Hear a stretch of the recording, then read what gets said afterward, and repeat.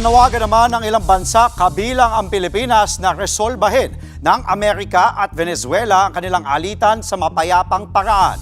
Nasa frontline ng balitang yan, si Rainiel Pawid.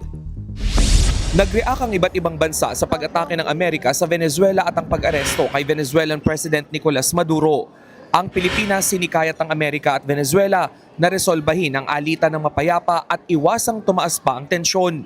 Ayon sa Department of Foreign Affairs, naglabas na ng Travel at Safety Advisory ang Philippine Embassy sa Bogota para sa mga Pinoy na nasa Venezuela. Handa raw ang embahada na magbigay ng tulong sa kanila. Samantala, sinabi ng Prime Minister ng United Kingdom na matagal na nilang suportado na palitan ang namumuno sa Venezuela dahil para sa kanila hindi raw si Maduro ang presidente ng bansa. Pakikipag-ugnayan daw sila sa Amerika para sa peaceful transition ng gobyerno. Para naman sa Prime Minister ng Spain, hindi nila kinikilala si Maduro bilang presidente ng Venezuela.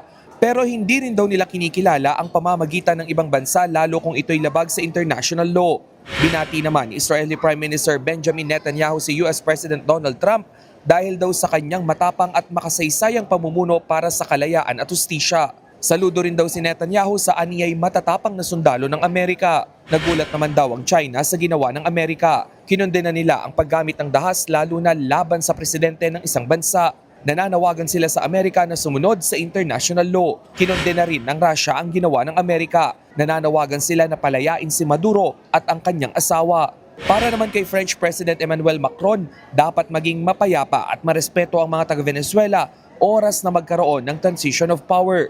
Tingin naman ng Chancellor ng Germany, kailangang mag-eleksyon ulit, hindi raw dapat magkaroon ng political instability sa bansa. Naalarma naman ng United Nations sa nangyari.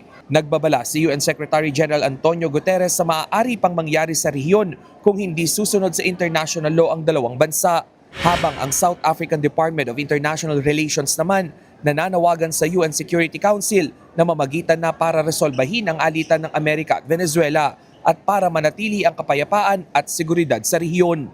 Nagbabalita mula sa Frontline, Rainiel Pawid, News 5. Mga kapatid, Andre Felix po, iba na ang may alam at may pakialam sa panahon ngayon.